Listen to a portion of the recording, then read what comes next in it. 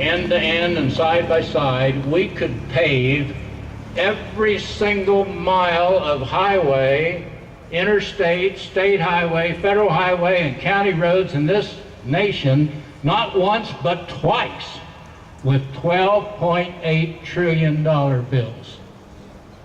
Now that puts things in perspective.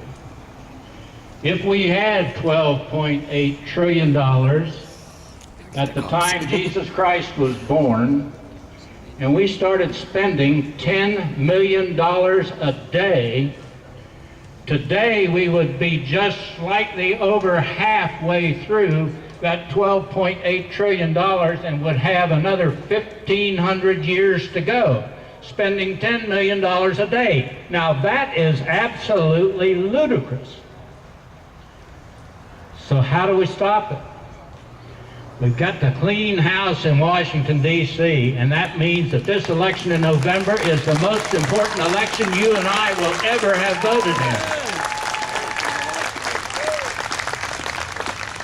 And it doesn't do any good just to shuffle the chairs in Washington. We saw what happened when we took control, I say the Republicans took control in 1994. They soon lost their way. Something happens when they get to Washington and start drinking the water. Their main concern is not you and me, and unfortunately our great country. Their main concern is getting themselves re-elected. And they spend half their time on that very activity. We need to run candidates who, number one, will take a pledge to support term limits.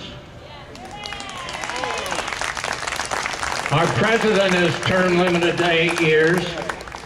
There's no reason our representatives couldn't be term limited to 8 years or 10 years. And there's no reason our U.S. senators couldn't be term limited to 2 terms. If we did that, we could send people to Washington who want to straighten out the mess and then come back home and go back to work. That's what our founding fathers intended, and that's what we ought to be driving for today.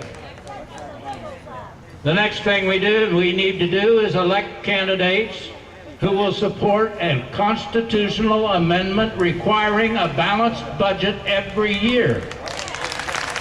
And that can be done if we get the right people in Washington who are not worrying about getting themselves reelected. Now, what are we going to do about $12.8 trillion worth of debt?